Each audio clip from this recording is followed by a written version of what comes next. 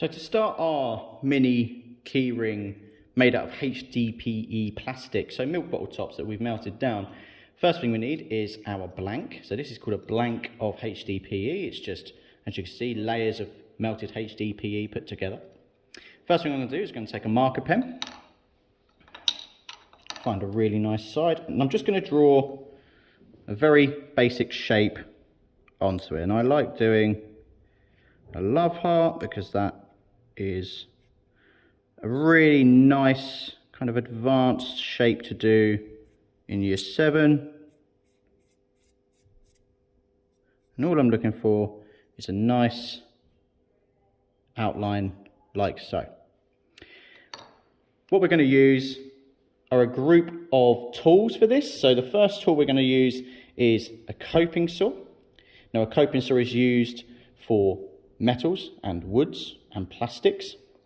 And the reason why we're using this is because of this thin blade. We can curve our work. We can use it while sawing backwards and forwards, but we can angle it while sawing backwards and forwards to cut around in a curvy line. What we're also going to use today is this. This is called a V-block. It's just a block of wood that we put into our vise, and it has a V shape here with a little circle. This is going to be used to be nice and safe to keep our saw moving up and down and to be able to cut our shapes out. The V-block goes into the vise like so, and we slowly and carefully do up the vise, nice and tight, so that that doesn't move. And there we are. We're now set up, ready to start. So here we are with the coping saw, making sure, and one thing that we have to do is quick checks. We can just see here that the blades, that the teeth are facing backwards towards us, and that's what we want, especially for this task. So here I am. This piece of plastic will go over this gap. I'm going to get myself down here, nice and low, and all I'm going to be doing is an up and down motion like so. Keeping my fingers well out of the way. A couple of starter pulls just to make sure that it's got a groove to sit into, and then nice and gently sawing in an up and down fashion. What I'm not doing is doing tiny movements like this. What I am doing is using all of the blades nice and slowly, there's no rush, rotating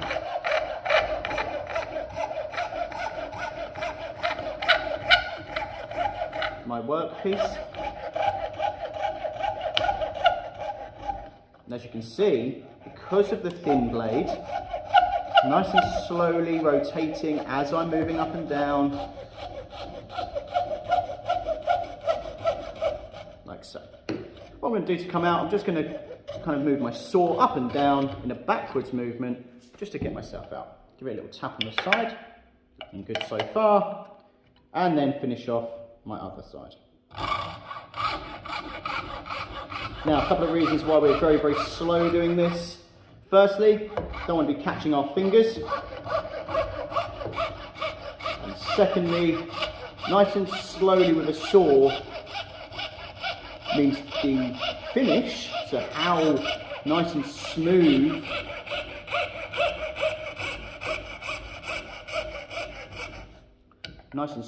the edges are.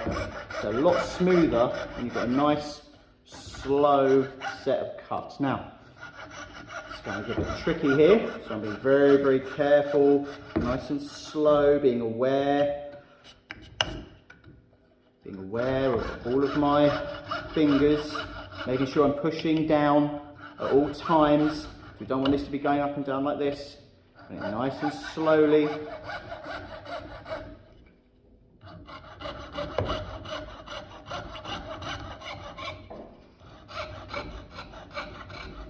Nice and slowly, like so. take that off, remove this. Now any spare plastic like this will keep, because it's HDPE, because we can melt it down, what we'll do is we'll remelt this down and someone else can use that bit as a whole new blank. And what I've got so far is a really nice heart shape.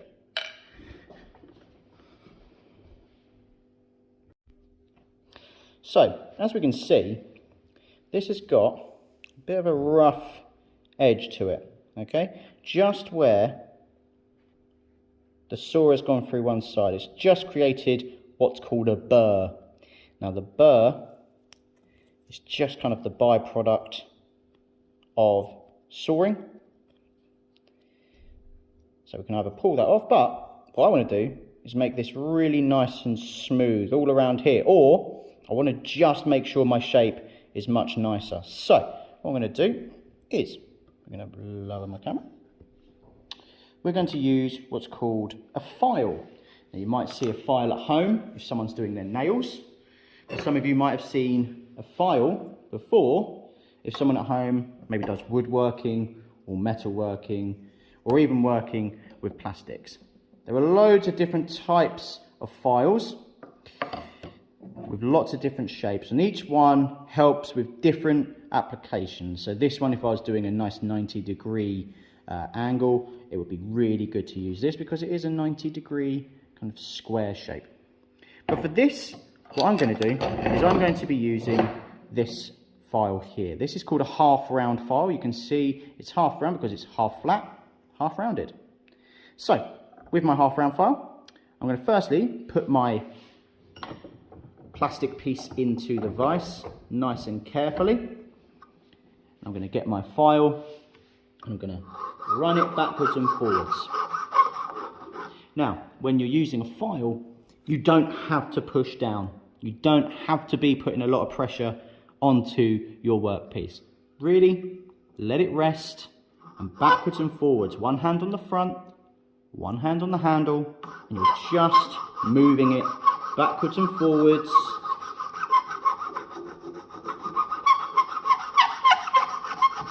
This process can take a little bit of time.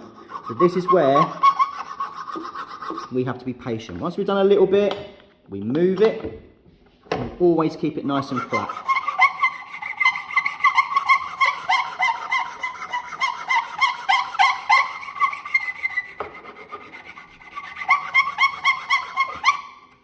And what we don't want are really sharp corners, because this bit here is quite sharp.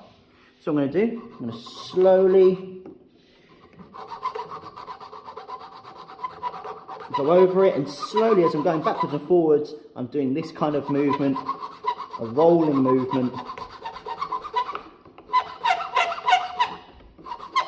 just to make that less sharp. And what I'm going to do, I'm going to go around the entire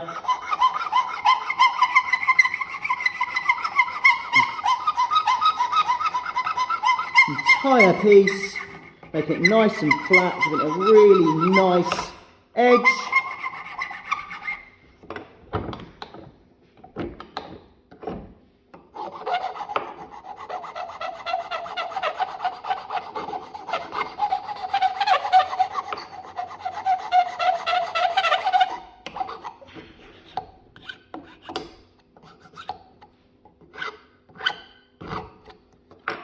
Until I get a really nice edge that has no more burrs on it.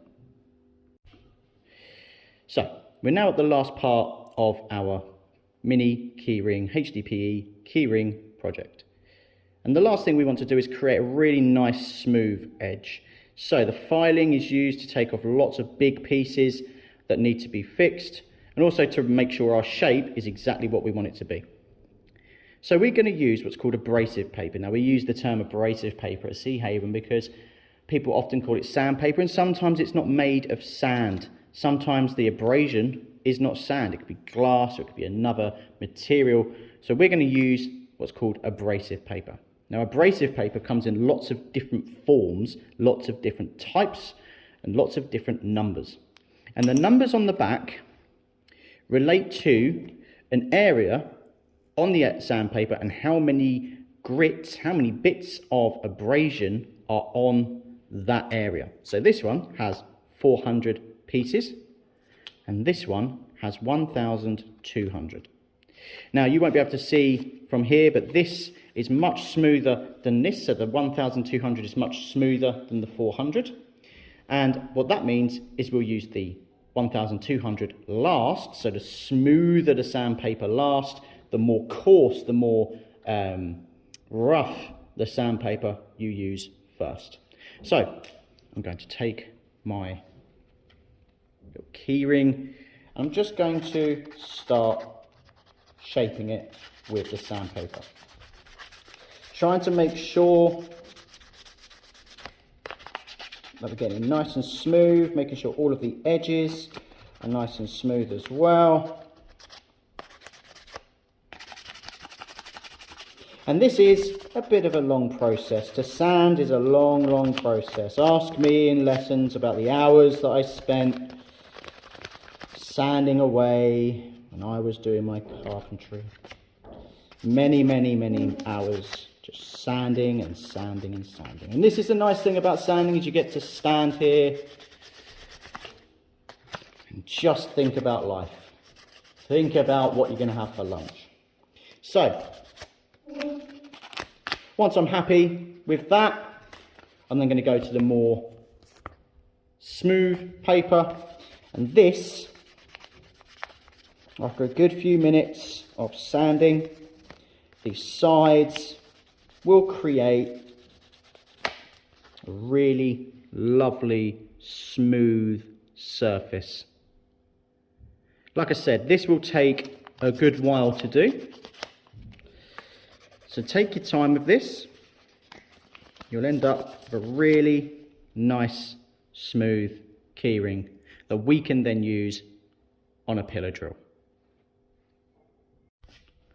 So the last part of this mini project is to use this machine here. This is called a pillar drill. It is a long, stable machine which uses these tools here, which are called drill bits, and they spin around to create a hole. And that is what we're going to do to create a hole in our keyring. So a few things to learn about the pillar drill. Firstly, the power button here is the green button. This button we don't need to worry about. This is the manual on and off button. I'll show you how that works. That turns it on and off. We've also got an emergency stop button here. Now with my students at the moment, I'm teaching you to ignore this button.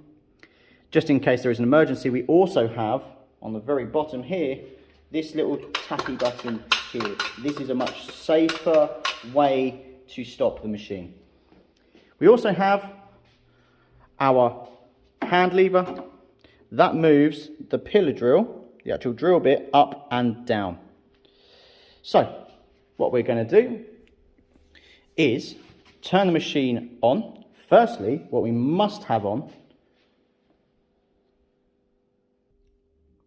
are some goggles. That's very important.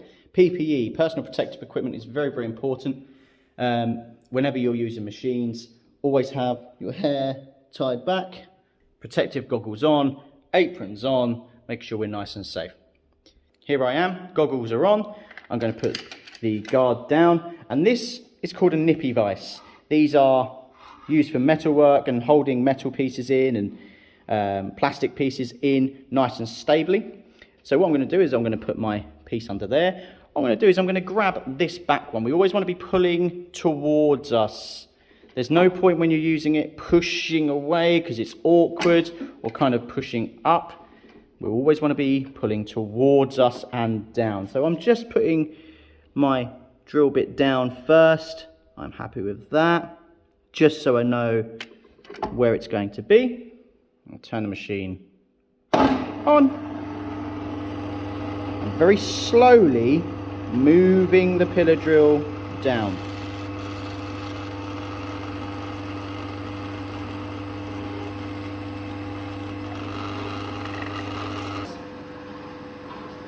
Moving the pillar drill down. nice and slowly till it goes through. Now I've left the machine running slightly there. As you can see, I've got my hole. You can see the hole just in there. So what I'm now going to do is I'm going to just lightly step on that red button. You can see the drill bit stopping. I'm going to lift the guard up, remove the vise, lefty loosey, righty tighty on the vise, and pull my piece out. Now, what it might have to do is I might have to give a little bit of a sand again, just to clear up these bits, but then I can put a little key ring on it, and there is my key ring. So that is the step-by-step on how we at Seahaven create our little HDPE key rings. Obviously these are all hearts, but they can do whatever kind of shape, any kind of design that they want. So if you're watching this prior to doing it, think about what outline shape you might want. And a great thing about using HDPE is because there's so many different colors of plastic that are used within milk bottles, within Coca-Cola bottles, within any other drinks bottles, and HDPE is such a good reusable plastic. The amount of colors that we can get is gorgeous. Some of these can be absolutely stunning. So thanks for watching. See you next time.